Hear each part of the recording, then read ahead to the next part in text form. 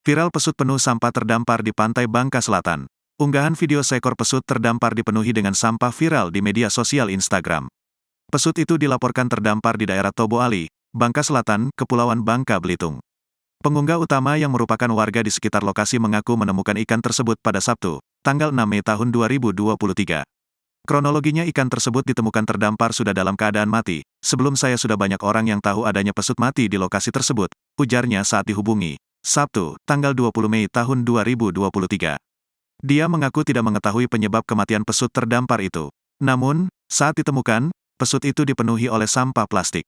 Terpisah, Kepala Resort Konservasi Ex Situ Wilayah 17 Bangka, Fadli Jundana mengonfirmasi temuan pesut terdampar dipenuhi sampah di daerah Tobo Ali itu.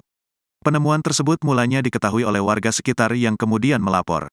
Tim selanjutnya melakukan pemeriksaan ke lokasi kejadian. Tim selanjutnya melakukan pemeriksaan untuk mengidentifikasi penyebab kematian satwa endemik Sungai Mahakam itu.